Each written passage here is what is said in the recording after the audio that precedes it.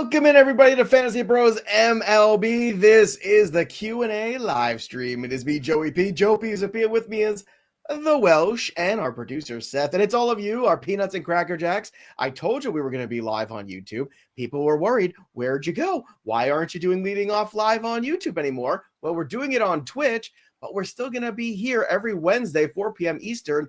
And this time, it's all about you, because we love you, peanuts and cracker jacks. It's about you, your questions, your needs, your trades, your drafts, your problems at home with your children who don't listen to you. I don't know, all of those problems we're going to try our best at least to solve.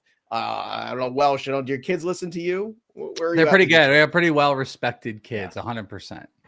Well, I have two teenage daughters, so you're not quite in the teenage realm yet. We're close. One of them's 12. It'll be 13. We're right there. So yeah, we'll have some pushback. But yeah, parenting, fantasy baseball, Tokyo, Roki, Sasaki, sure. Great foods, cannolis, whatever Keeper you got. Questions, we're here for you. Sure. Whatever you got. And just a quick reminder, as we talked about, we had a great leading off today. If you missed it, it's on the YouTube channel. It's still on the YouTube channel. It hasn't gone anywhere. Just a live version is on Twitch. And we want you to join us live on Twitch every single day, Monday through Friday. In fact, Thursday, we're off, but Friday, we're back again at noon doing a fun draft show. Me, Boggs, Welsh, and of course, Joe Arico. We're going to do a little draft there, but we want you to go to Twitch. It's just one more app. You know you're going to download 5,000 apps this year anyway. Twitch.tv/FantasyPros. That's where you belong, watching leading off noon Eastern every single day. And of course, if you miss us live, it'll still be on the YouTube channel on demand, like always. So all is well. But today's about you. We're taking your questions. So if you desperately need a question answered because you got a draft coming up in 2 minutes, super chat us. Those will go to the very front of the queue. Super chats are expected, are appreciated, and of course, will get answered. You will get priority. And it's nice to see everybody here. I see Jason here in the chat. I see Bizarrizza Jizza talking about Jared Jones. Sad face emoji. We talked about that on leading off today, but I want to get to your questions. Let's go to Hawk at the top. Any worries about Bailey Ober throwing just 90 miles an hour this spring so far? Results have been good. Is he just saving the bullets? This is a great question because spring training is handled differently by every other pitcher in creation in a different way. I was just talking to DJ Hertz, and he was telling me we were messaging back and forth. They said, how are you feeling? Blah, blah, blah. He's like, I'm going through a dead arm right now. He's like, I'm just there. He's like, I'm going to work through it. And I know, I'm just going to work through it. I don't have a problem with the velocity being down. I don't love it. It's typically not a great indicator, but I'm not going to freak out about it right now. Bailey Ober does have at least one more spring training outing ahead of him, I believe. So we'll track and find out when that is as best as we can. But Welsh, I think it's concerning, but as long as the results are there, I'm not freaking out yet. And we are at that point too, where the guys are starting to ramp up, and you're seeing Jared Jones, you're seeing Yu Darvish, you're seeing other pitchers start to break down as they begin to ramp up. Yeah, Connor Norby had this really interesting tweet. Connor Norby, the third baseman for the Miami Marlins, where some people were just kind of on him, and he was just like, let me reiterate and listen. Spring training, guys are working on things. We're working through things.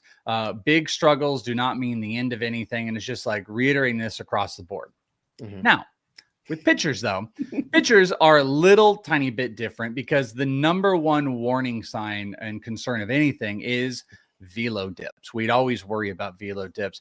Ober throwing like 90. He averaged 91.6 last year. So just FYI, when we say that, it's not like, by the way, it was 90, sitting 95 and he's down to 90. 91 or 91.7 was average on the fastball last year. What I'm more concerned about is the carryover. When this carries over to the back half of spring training. So like one more start, if that velo dip continues, yeah, that is a little bit worrisome. Here's the thing though. I'm not the biggest Bailey Ober guy in general. Like he's got some high ranks. He stacked some innings. He got some strikeouts last year. Whip was really good. Expected ERA was really great, but he is like a low variance fastball guy. He wasn't even 92. Slider, he actually does pump pretty decently, and there's some okay whiff numbers, but he's not a big guy for me. So like, am I worried? Like, yeah, I don't like that, but I already wasn't super interested. He's kind of like I was not drafting Roki Sasaki, not really drafting Bailey Ober, but any guy with a velo dip when you're already that low, yeah, it is a little bit concerning. But I don't know if you are already a Ober guy, maybe don't just bury him. I'm not an Ober guy. I'm just an Ober guy. I'm not Ober, just appropriately Ober. You can order a Bailey Ober from Uber. You can. You got to give him a 5-star review. Joe G, fading Betts as a late first rounder? Question mark. Move up Marte, Merrill, or Turner? No, I'm not. I'm not fading. Because he lost some weight and he got sick? No. Yeah, he got sick. You know, it's the YouTube comments typically really helpful. There's actually one that was really helpful actually yesterday on. Yeah.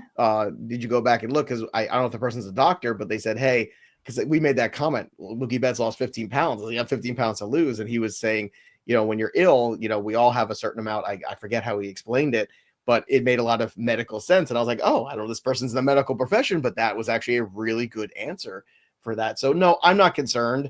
If you can get him at 10, 11, 12, awesome, because his position eligibility, flexibility makes him an absolute stud. So let your drafts come to you. And I have to assume, and just real quick, I have to assume him saying that is him being like, yo, he's sick. Should I fade him? No. Like if there's other, you want to talk about other reasons, like I suppose you can, but just because he lost 15 pounds. I mean, if you want to take Lindor over him, cool. If you want to take Vlad over him, okay. Tatis, okay.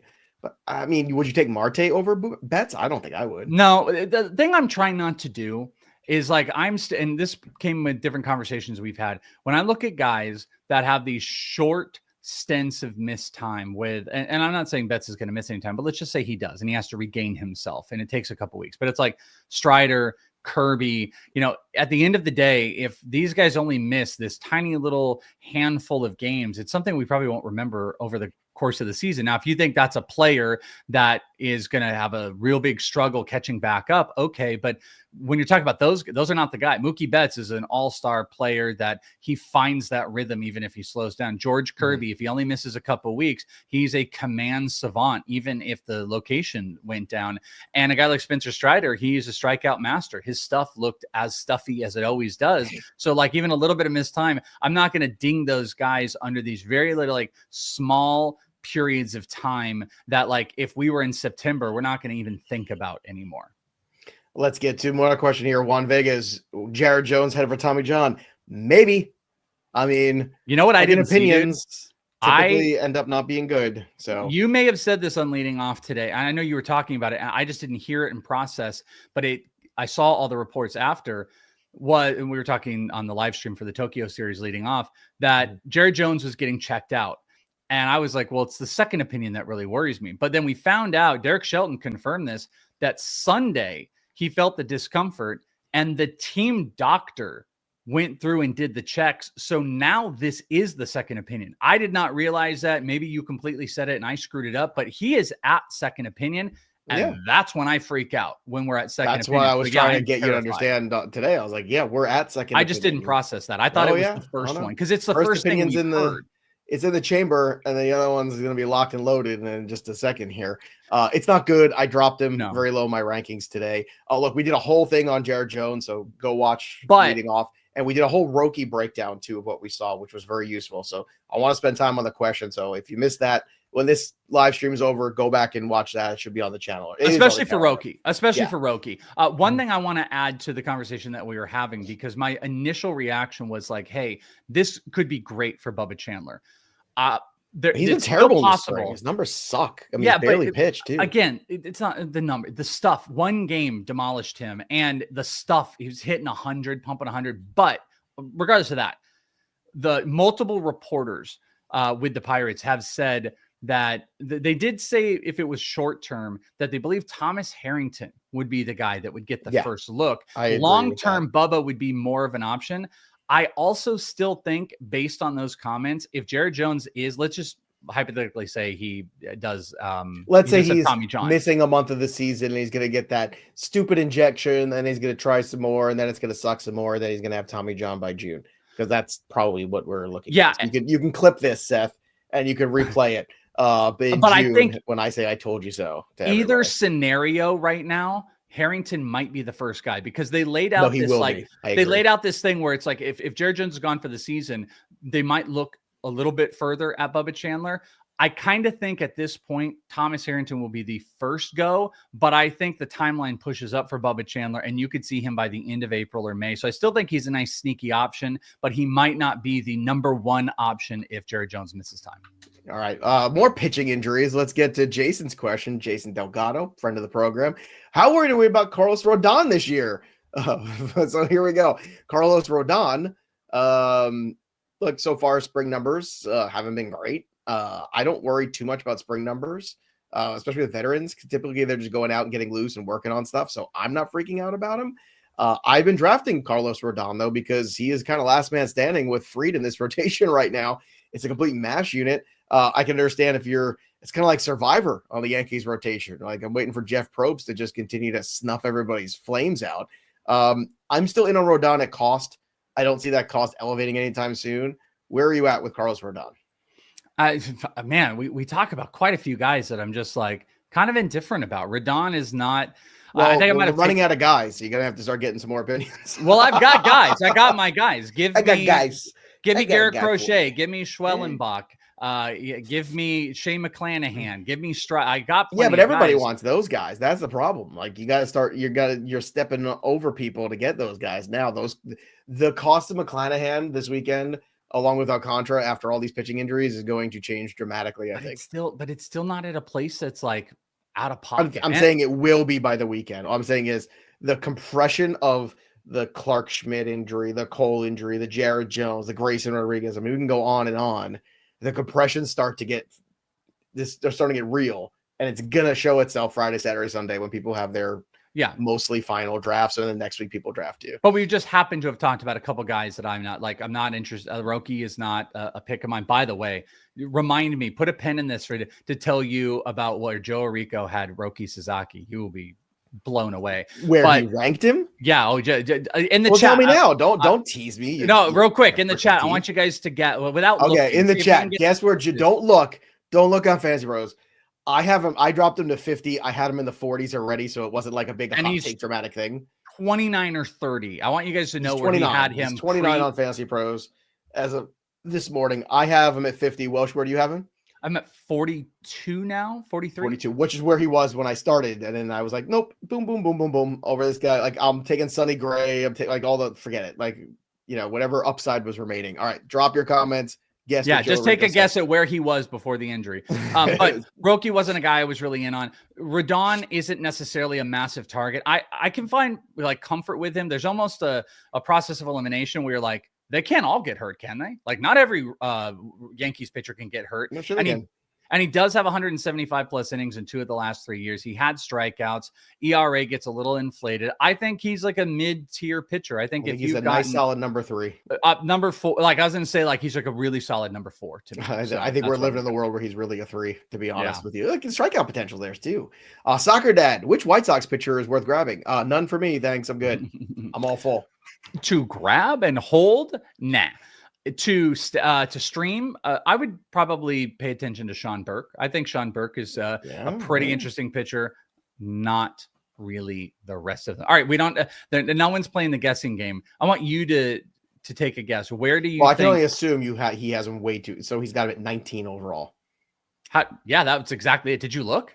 No, I'm just. I swear to God, that was exactly where he had him at not overall, but 19 of SP, 19 starting pitcher, and then he. And during the show, Joe was like, I think I'd move him around like 25, 26. And I was like, Joey, we're on other stratospheres. I'm like, worlds apart. Yeah, it's a crazy rank evaluation. But that's the world of Roki Sasaki right now. It's really fascinating to me. I won't be involved in it, but it's fascinating.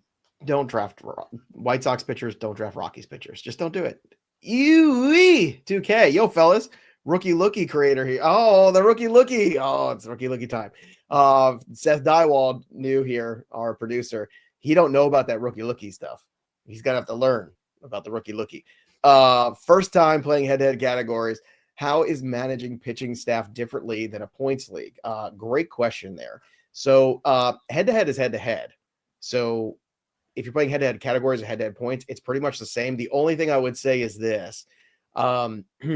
The in certain points leagues, they favor, it's like some favor like us. Sometimes saves are worth 10 and wins are worth 8, seen that, which is effing ridiculous. It's so stupid. It's like, why is a 3-out thing worth more than a 5-inning thing? That's just structurally bad fantasy baseball, in my opinion. But it's pretty much the same. So now you're just dealing with raw categories. So the thing that I always try to keep in mind too is that let the draft come to you in these a little bit.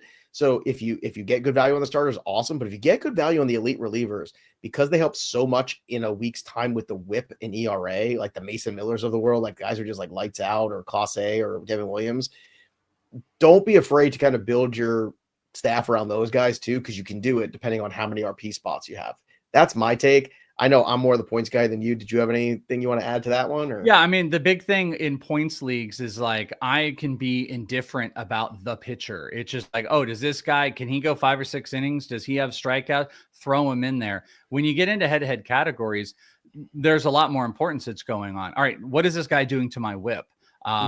Do I have win opportunities? Obviously in points you want wins because that's like a big point of the stats. But when you're category chasing, you're paying a much bigger attention to, like, streaming a guy like Sean Burt could be scarier because one guy blows up your ERA.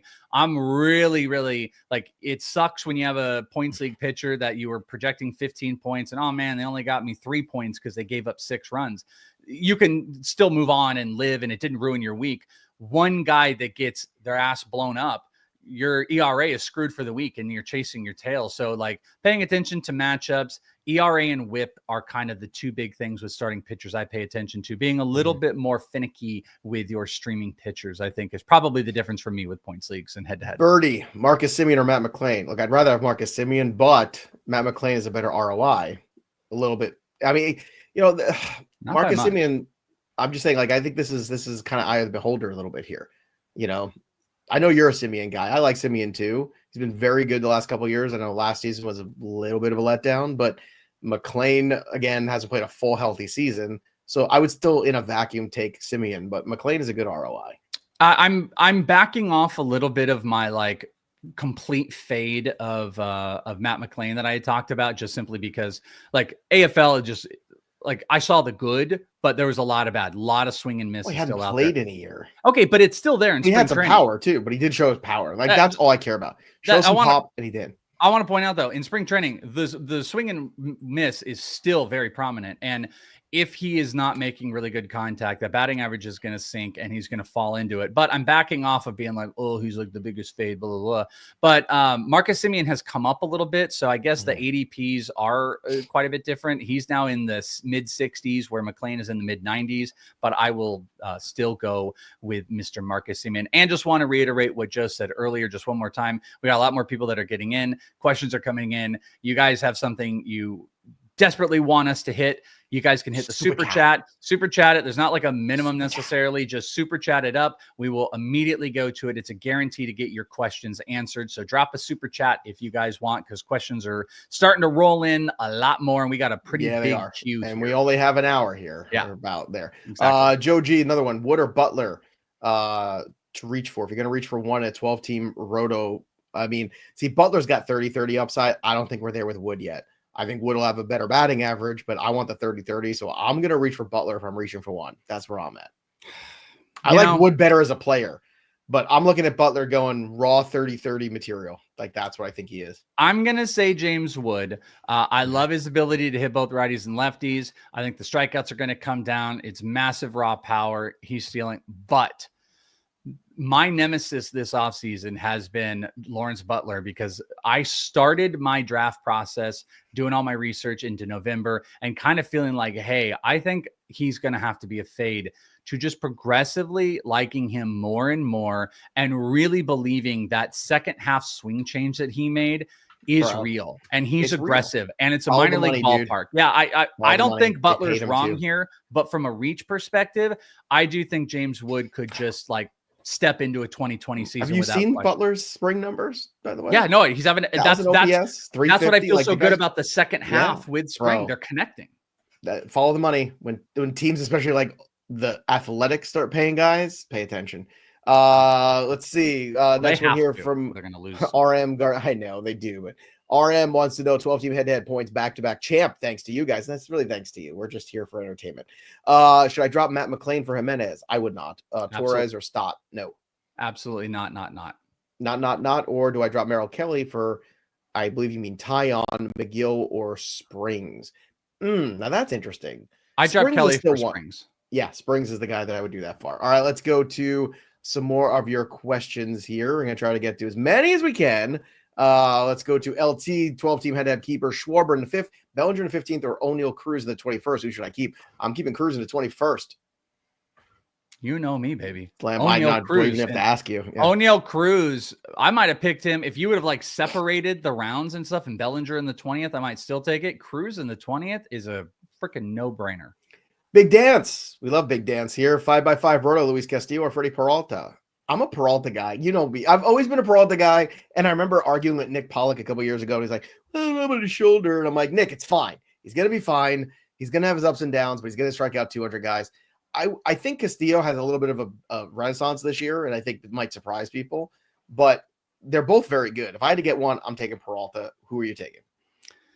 I'm probably taking Peralta as well. 200 strikeouts last year, 3.5 ERA. Both of those things make me feel really good. And like he struggled in the first half. I always get that confused with him because like he had this like really good start.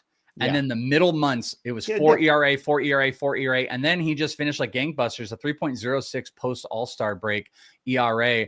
I think it's Peralta. There's some, injury stuff with Castillo. Stuff is kind of paring down. Velo's paring down a little bit.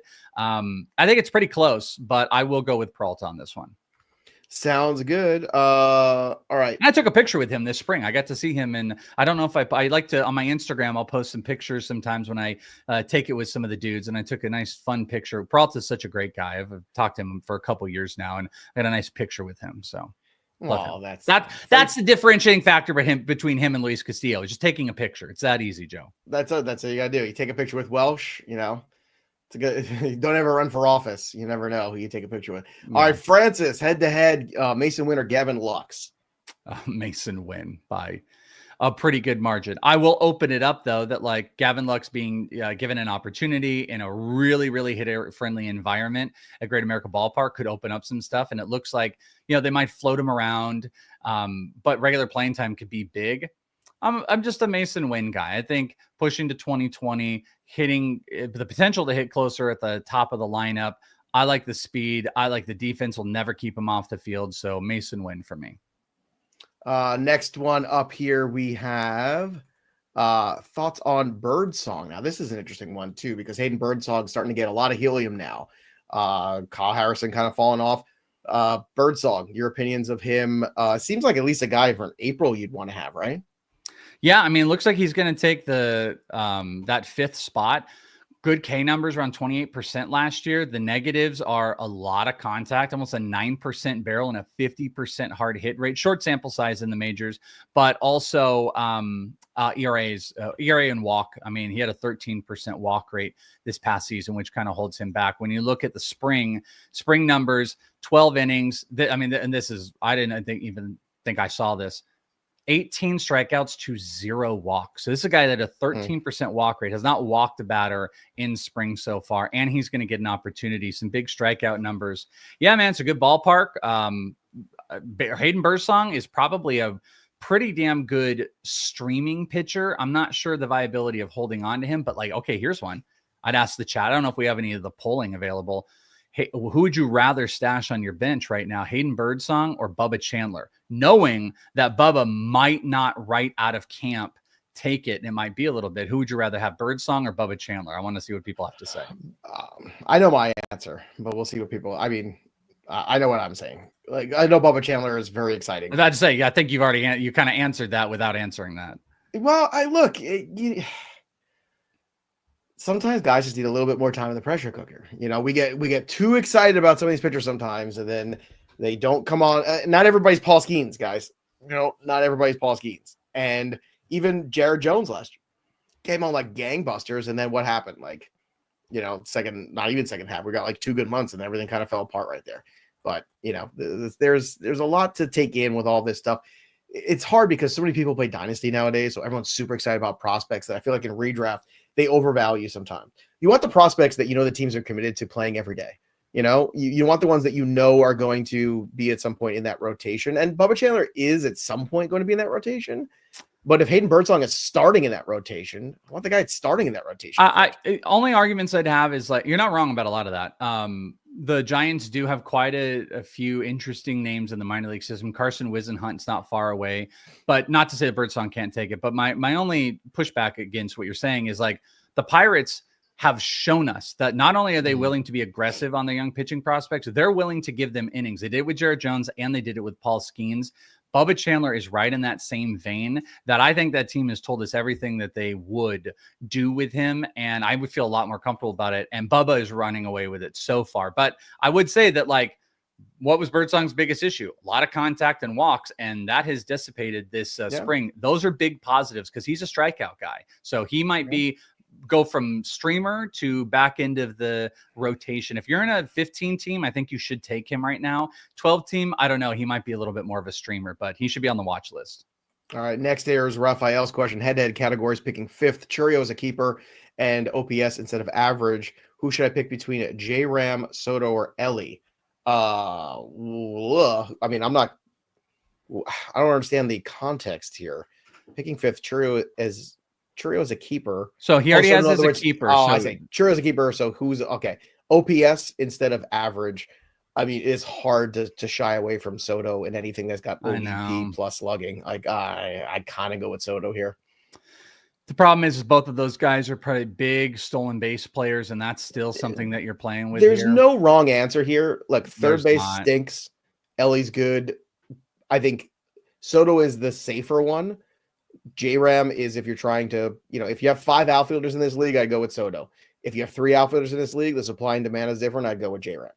I got to tell you, it's not going to help you at all. I think it might be Ellie still for me. I get it. Look, I'm really buying into the swing changes. And, if he's getting on base more, the stolen bases are ridiculous. Could hit as many homers as Jose Ramirez. I don't know, man. I think it might be Ellie. But you said it best. Cannot go wrong with either one of those 3 picks. You can't go wrong. Well, you know what? You should look at who else has been kept too. I mean, you do already have Churio, so you have an outfield already. So even but still, I mean, I don't know, man. I think that Mets lineup is tough one, really good. That Met lineup is really good. My only other concern with Jose Ramirez is that if Manzardo doesn't hit, there's not a lot of lineup protection. Josh Naylor is gone. Like, they kind of need Manzardo to be that guy. And he has been in the spring, but it's just the spring. Juan Vega, how safe is drafting Drew Rasmussen? Not super safe. I was gonna say not safe at all. Not safe at all. I think currently Rasmussen or Harrington. There you go. There's Juan's follow-up. Harrington. Rasmussen right now, maybe it was me and Joe that looked at this, Arico, and not you, but I did this at some point today. We were looking at the Rays rotation, and it was like there's an opening on that 5th spot, but Rasmussen on roster resource doesn't even currently have it, but they've just got a bunch of guys. So I don't know. He was a good pitcher. He's coming back from injury. There could be bullpen in it. You just use the word safe, so I would say not super safe. By the way, we had the poll results. 51% Chandler, 48% Birdsong. So that's a lot closer than I thought, Joey. Oh, it's not. I'm not shocked at that at all. Chandler has got a lot of buzz because of all the stuff. I like the stuff. I like productivity. I like money. I like money. Robbie, I feel like I've not heard anything about Brandon Woodruff. He actually just had his first outing a couple days ago, and it went very well. What do we think about him? I'm drafting him. I love where he's going right now. I don't expect him to be available that first week of the season or maybe even 2. But because of that, you're getting an extreme value on him. He's going at what? Like, I think he's right on the cusp of top 40-ish for me as a pitcher. As a pitcher? I'm not sure. As a pitcher, yeah. He's going 224 overall, but I'm looking at ADP, so I don't know what that is as a pitcher. I think it's in 67, but I've got him, I think, at 48. I've got him way high. Like, you're telling me I can have Brandon Woodruff or Ronel Blanco? I'm gonna laugh in your face. I'm gonna take Brandon Woodruff every time. I just am. I'm sorry. I'm not gonna believe in a guy like Ronel Blanco who came out of nowhere last year, who might have been cheating at times last year. Like, forget it. Give me Brandon Woodruff if he's right. If he's right, that's a league-winning type pick. Ronel Blanco is not. And again, I'm picking on Ronel Blanco because, I mean, I'll throw this out to you. Would you rather have, let's see, Taj Bradley or Brandon Woodruff? Taj Bradley. All right. See, I'd still rather have Woodruff. Big dance. Well, wait, real quick. Let me answer. Just when I was with my very good friend, Freddy Peralta. If you can see it, it's not like it. You can't really see it. There you go. Me and Freddy, best friends. To be with you too. I know we're good friends. We're just hanging out. When I was hanging out with my dear friend Freddy Peralta, I saw Brandon Woodruff there, and one of the first things was like, best shape of his life. He looked svelte, looked skinny. I think that's a really great thing as far as the health building over the season. And for him to get back out there into that spring training start, it's kind of Strider-esque, like, oh, this is great to see you. Now, mind you, it was one game, it was one inning, and he's going to have to build up. I think I don't think I could put him at 40, but I think like at the back half of your draft, SP 7 or 8, I think there's tons and tons of upside, especially if you play in like a playoff base, like head to head, and you get him going good during the playoffs. I'd feel really good about it. I like taking Brandon Woodruff. I'd say it again, taking like McClanahan, taking a bunch of dudes with injuries and DeGrom and stuff. Maybe I don't want to take all these guys that are going to just be swapping ILs every single week. But like, he's a good, if you played it really safe and you took like, I took Logan Webb and, Sonny Gray, and you just had this really safe rotation, like take him for a lot of upside at the back half of the draft. Here's a picture of me and Juan Soto. See, that's me on the left. Oh yeah, with the tan. And that's Juan Soto. Yeah. Well, and the summer I get even tanner. Yeah, that actually does kind of look like you. I do have an Albert Pujols kind of quality. You do have kind of a Pujols look there. It's not ain't that far off. You know what I did? I Googled bald guy with Juan Soto. And that's what popped up. What bald guy with Juan? Who is the best? I got a question for you. This is my super chat here. But who is the best athlete you've taken a picture with? Or celebrity? Who's the number one celebrity you've taken a picture with that you can think of? Oh gosh, that's what I gotta think of.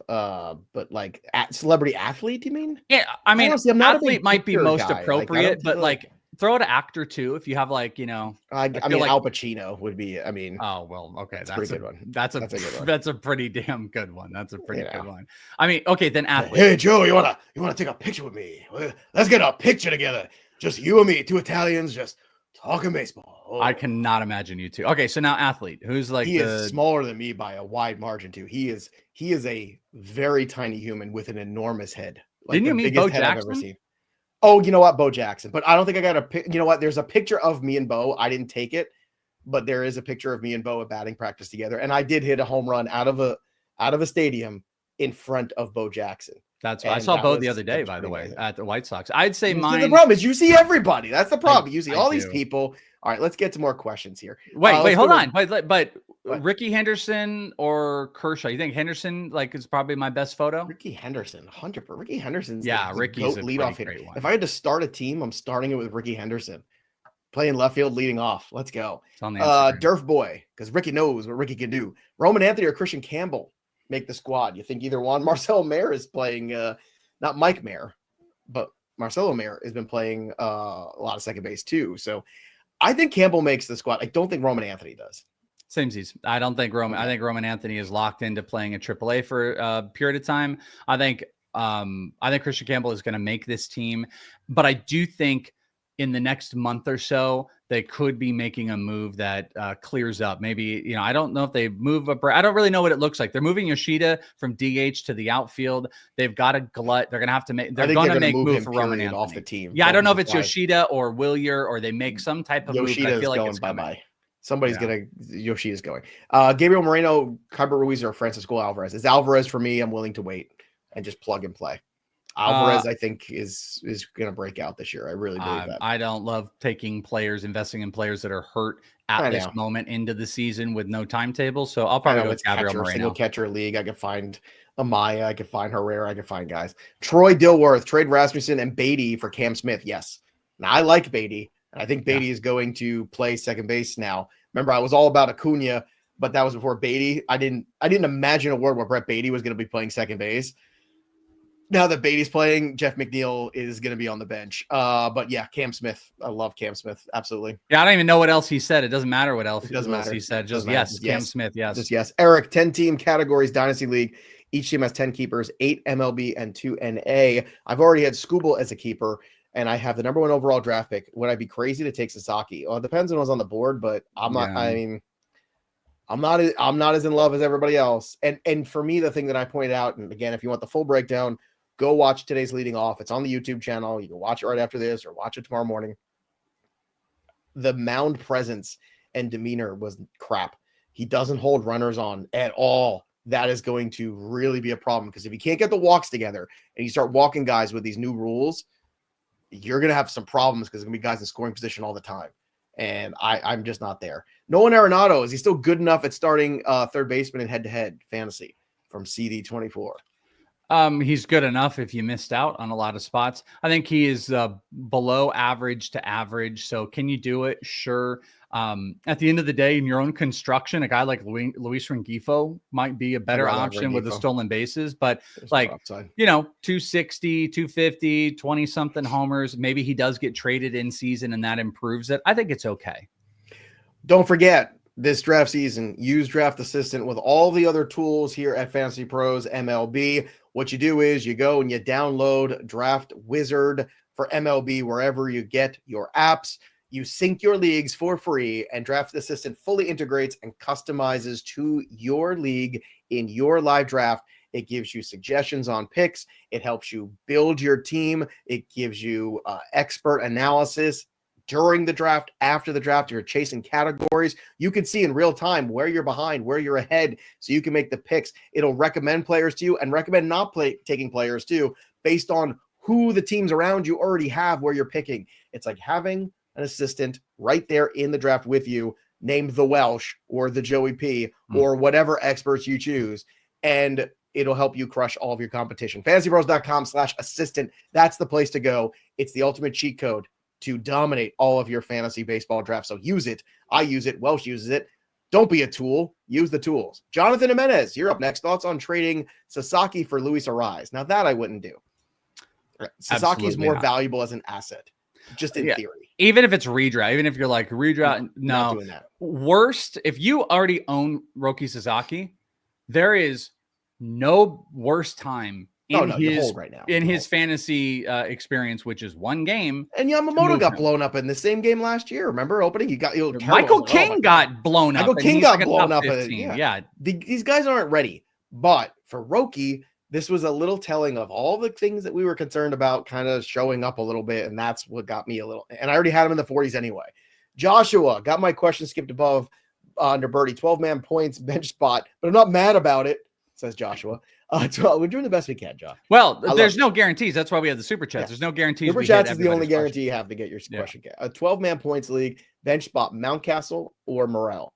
Mountcastle, especially if you have negatives for strikeouts, even worse for Chris Morel. Well, Chris Morel's more eligibilities. I think that's probably well, Chris Morel's also like, it's a little bit more exciting because like the stolen bases, but like points leagues, usually that's kind of a null. No, Mountcastle. And also the left field, they brought it in a little bit more hitter friendly to right-handed hitters. No, Mountcastle's the pick there. All right, next one is a great question. Your thoughts on Jac Caglianone playing in the majors this season? My thoughts are yes, he will. Let's try to get a timetable here. So he played in the fall league. He played, 29 games in high A, got 116 at-bats there. You start him in double A, you give him 100 at-bats in double A. If that goes well, you bump him up to triple A. If he's on fire in triple A, you bump him to the major leagues after 50, 75. That's what I think for Caglianone, because the Royals with that rotation can compete in that division this year, especially because the Twins are always a mash unit. So I'm going to say late July. That would be my target time, post All-Star break, late July. Like instead of a trade deadline acquisition, you bring up Jac Caglianone. I don't think it's going to be earlier than that, Welsh. I think they want to get him some more time, but I think late July would be the realistic target time for him. What do you think? I think it starts in June. I think June is the time we start paying attention. But I would also not be shocked if he became this year's Junior Caminero, where we're like, all right, let's go. And it never happens, because you do have to remember, you got Salvi in spots where they might DH him. You've got Vinny Pasquantino. So injuries could change it on the positive. The negative can be twofold. He is kind of blocked, or he is still showing some really bad swing and miss and some really, really prominent strikeout issues. If that's on the table in those lower levels, then I think that pushes the timeline even more. But he had a phenomenal spring. He had over 500. The strikeouts were low. That's why I think the end of May, we like mid-May is going to be, I think, telling us a really big story if there's not like a catastrophic injury. I do think we will see Cags this year though, and more than 12 games in September or whatever. This is interesting from Schmidt Show. Glasnow or McClanahan in quality start league. Oh God. Glasnow's never thrown 150 innings. I was buying in last year. I was like, okay, we're in the Dodgers. We're like, enough is enough. We're here, and he crapped the bed again. I know McClanahan's coming off of Tommy John. I'm taking McClanahan. I can't do it. It's close, but I'm taking McClanahan. So the quality start thing kind of throws it, because I think in standard, I think I might have just moved McClanahan right above Glasnow, or he's right there. But here would be my maybe little caveat is I feel like when they're out there, I think Glasnow is going to go, and he's going to go 6. He's going to go 7. It's just the missed games. I think there's opportunities. He's the less efficient pitcher historically. Yeah, but I also think there's an opportunity that Glasnow is babied into that. Like, we don't really want you going over 90 pitches for a majority of the season. We don't want to press things into the season. Hey, we're not playing for much. That's a really tough one. I'm not sure. That also might be like there's not a bad answer. I'm going to go with Glasnow on that one, though. All right. Mason Frost, thoughts on PCA, P. Crow-Armstrong. He did not look good in this series. The hair looked good. I don't know if you saw the hair. Hair does not look good. He looks like a pale ghost, and I'm... Whatever. Look, he's an aggressive guy. He's had a great spring. He was bound to, come back down to earth a little bit. He was facing, some flamethrowing pitch in there, and Yamamoto and Roki Sasaki. I'm not going to freak out too much. I do think he's a guy that will continue to struggle against better pitching. But the good news for him is there's not a lot of that necessarily in that division. Like, once you go pretty, much deeper there, after Skeens, what are you getting with the rest of the Pittsburgh rotation? We don't know. After Hunter Green, you don't know what you're getting. Jared Jones. Probably not Jared Jones. So I like where he's going. I think he's got a lot of upside. I think he's got power, speed. Batting average is going to be the chore there. Didn't you have him as like a pick? Didn't you? Yeah, I did. He's in my outfield tiers as a 4th outfielder. I love him, and that's where he's going theoretically. Before we get to the next question, I just want to throw this out. I didn't see this before. I think this is very telling. This actually answers a question someone mentioned. Kylie McDaniel put out that Vaughn Grissom was sent down officially to AAA. That all but tells us the story of Christian Campbell taking the job, because the talk has been Christian Campbell starts with David Hamilton as the backup, especially if Vaughn Grissom is no longer on this team, and he has been optioned down to AAA. So I think that all but is sealing Christian Campbell of being the starting second baseman on the major league roster. Let me tell you something, brother. I got to go full old school wrestling on you. I don't know if you recall, remember a couple years ago when Vaughn Grissom was in the Brave system, and people were just gooing themselves. You hate. That's how much did I tell you that guy's not a major league bat? Like, he's not a major league bat. He's not a great glove, and he's not a major league bat. It's one thing if you're like Omar Vizquel in the field, they'll find a place for you sometimes.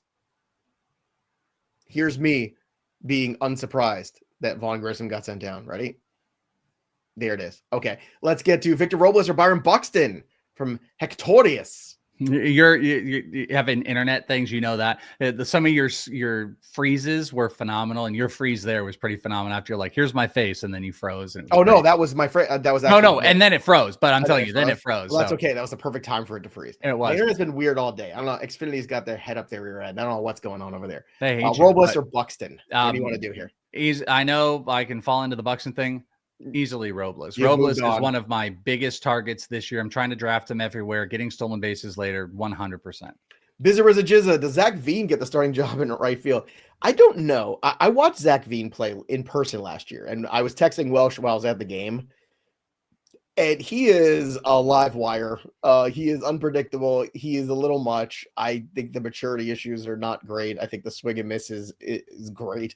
Now, he does have some pop, but I think he is just scattered. I'm not making investments in him, but it is tempting in Colorado. I get it. What's your evaluation of Veen? I'm not a fan, personally. I kind of like Veen. I got to see him a couple years ago in the AFL, and he got thrown out of the game. I saw too. I forgot. Yeah, well, I mean, he's an interesting head case type of guy. He's a nut job. He is one of the most aggressive base runners I've ever seen in person. It's crazy. He makes a lot of contact across body, but he does not have great raw power. It still does not show up in BP. In game, it's questionable. Colorado will boost that up a little bit. I don't know if he's going to take that. I gotta be honest with you, I don't know what Colorado's going to do. If he is available, I actually think points leagues, he could be a little bit interesting. Categories as well for stolen bases. I think he's like a 9 hitter. In 5 outfielders, I would have some interest in, especially like a 15 team, in Zac Veen if he were to make the roster. I'm just not sold that, he is. I almost read this as mile high. I almost read that, but it's actually mile high. Mile high, live your life. Hey. Busy chasing that paper, just live your life. Hey, that's a great song. Can we just say? Can we get that as the new leading off? No, I don't think so. I think we'll get demonetized. Demonetized. So. I might just got demonetized us now. It was so good. Yeah, 100%. You and that Al Pacino thing. The robots will get you. Why is Zac Gallen so low in the ADP, Welsh? That's what I want to know. I want to know why. You gotta tell me what's going on with that. Actually, it's funny. I just Mike Mayer made us do extra work today, as he always does. He did. The worst. So Mayer made us do extra work, and we had to do the league-winning pitcher, and I chose Zac Gallen because he's going outside the top 100. He is a guy you can get to 200 strikeouts, career 3.29 ERA, a 1.14 WHIP. He's having a decent spring. He doesn't have to be the number 1 anymore. Now he's just the number 2 behind Corbin Burns, which I also think is actually very helpful mentally for him. I love Gallen. I don't know why. So you're Mr. Diamondback. What's your take? Yeah, it's interesting. I did that same article. I might have taken a different mental approach because I went 60 to 120 positionally. And I'm like, Gallen doesn't fit that. I guess I see what you did there. I went positionally, though, and I guess I couldn't have done that with hitters. So I picked some interesting names. So go check out the article. Be on the lookout for it tomorrow when you can see it. Yeah, I think the reason Zac Gallen is lower on list was he absolutely stacked innings, which carried over into 2024 to mediocre results. ERA was okay. Estimators were not super great. The command was like a 3% increase, which was way too much. But I think it's contract year. I think he's going to hone in. He had not acknowledged that he was leaning a little bit too much on like his changeup in early counts. I think the pitch mix is going to get back. I think we're going to get back to lower ERA numbers. There's a lot of win support. I agree. Zac Gallen is one of my favorite post 100 starting pitchers because of innings, run support, team context, potential strikeouts, and he moves down top to bottom, homerism aside, I'm in. And it looks like we got some super chats. We got a couple. Slice of Sparta. Y'all singing the bird song. Signing. What am I stupid? All singing the bird song. Seems like walks were the big issues. We just kind of touched on it. I mean, the spring numbers are fantastic. You take a flyer on this, and A, I guarantee you most of the casual leagues people aren't going to pick up on it. B, it costs you nothing if he falls apart to cut him. So it's all roses and sunshine here, as far as I'm concerned with Birdsong. And I don't think a lot of people, if you're in a sharp league, yeah, there'll be 1 or 2 people that'll be in on it. So just take your shot at some point. But I'm in. Am I building my rotation around him? Absolutely not. I expect him to be my lock and load that I'm going to play every week. No. But do I want him on my roster right now? Yes, I'm very curious. Well, yeah, I mean, like we said, massive 13% walk rate last year. That he has not walked a batter so far. Strikeouts are coming in. I am down. I'm totally down at the back half of your draft when you're picking 1 or 2 players. You're like, hey, maybe I cut them, but I'm looking for some upside. Birdsong belongs in that territory. It's really just going to be about the leagues that you play in.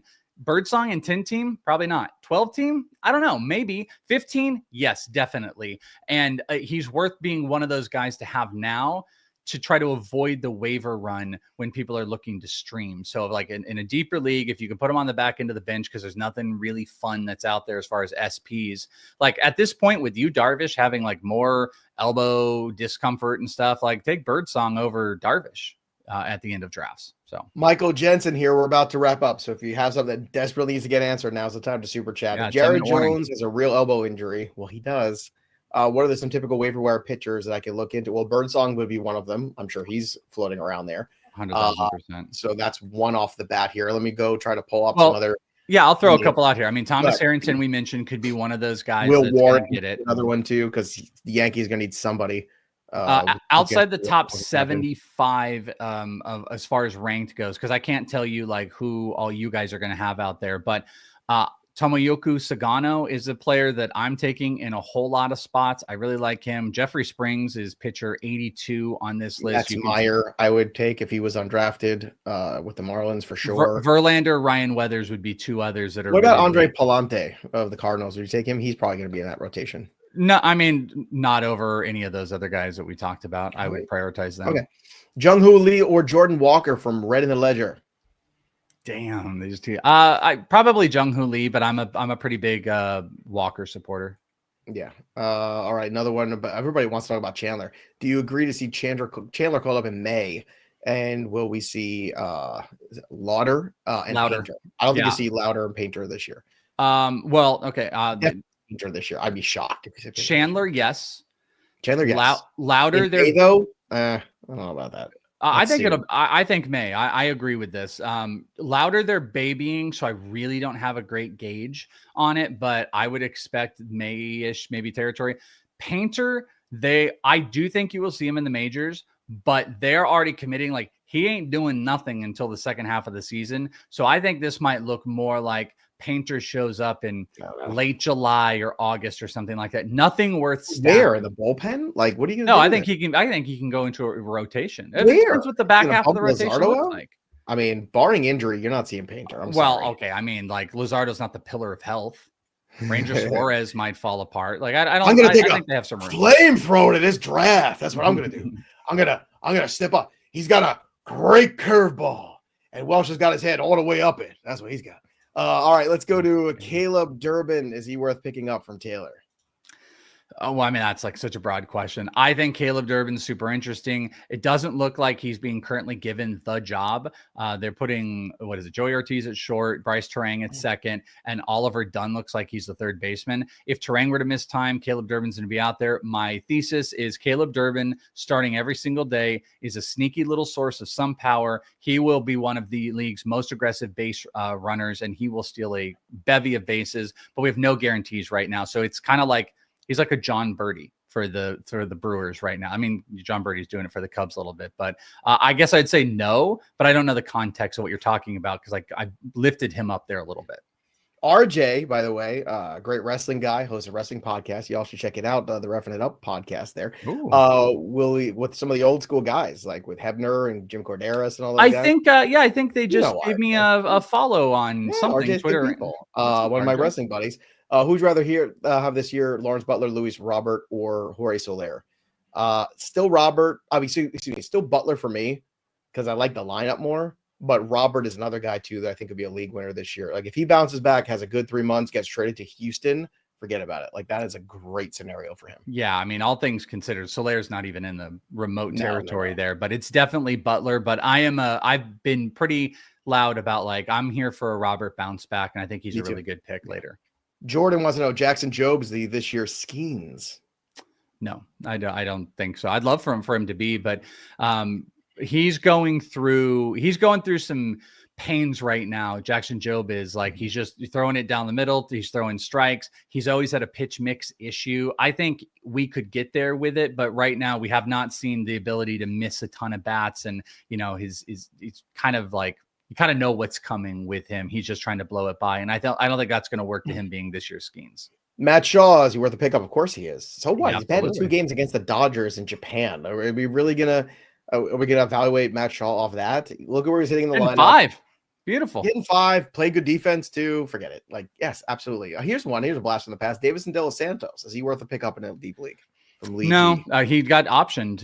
It doesn't look like right now they want to throw him out there. That still, to me, screams like the contact is a big issue. He has monster power. He might be in a big, like, power-based type of league if he gets called up. But right now, no, he's not on the radar. All right, let's lightning round a couple of these here and get out on time. Lee G, drafting second in the keeper league. Tatis, Casas, and Cruz are the keepers. Choice between J-Ram and Betts. I'm J-Ram. J-Ram. I mean, he's in my top 5, so that's an easy one. Let's go to drop Norby in a points leagues for Cam Smith and Rocker for Verlander. Rocker for Verlander, yes, because Verlander is going to give you more innings than Rocker will this year, in my opinion. I get what you're saying. That wasn't making sense to me. You're saying drop Rocker for Verlander. I'm cool with that. And I would drop Norby for Cam Smith. I think Norby's like okay, but I really want to speculate on Cam Smith right now. Which veteran pitcher? Woodruff, Scherzer, or Springs? Woodruff for me because he's showing you. Ooh, you know what? I think I might be turning to Woodruff on this one. I would have said Springs though. All right. Next up here, head-to-head points. Is Soroka worth a late round pick? Yeah. Soroka's made some really nice changes. Looks like he's got the opportunity at the back half of the rotation. I do think people are getting like a little high on some of these like semi-interesting guys that might have rotation spots. But yeah, Soroka in deeper leagues for sure. Okay. And next year, Jose Barrios, is he a SP3? I think he's more of a 4. He is not an SP3. He's not a 3. Like, if he's an SP3 for you, you messed up a little bit. Yeah, I agree. All right, look, we're going to head out. Make sure you subscribe to the YouTube channel, like the stream too on your way out. It's very important. And again, drop your comments below. We're giving away free stuff, Smoltz jersey, all kinds of things are happening right now. So drop your comments below, subscribe to the channel. We're almost at 25,000. If we hit 25,000 by opening day, we are going to dress up as Mario and Luigi. You're not going to want to miss that. So forgetting about that. That's incentive. Well, we're going to have to go on and get those costumes pretty soon. So that'll do it for us. But the story of the game goes on. For the Welsh, I'm Joey P. We'll see you next time, kids. Happy drafting. It's a me, Welshigi.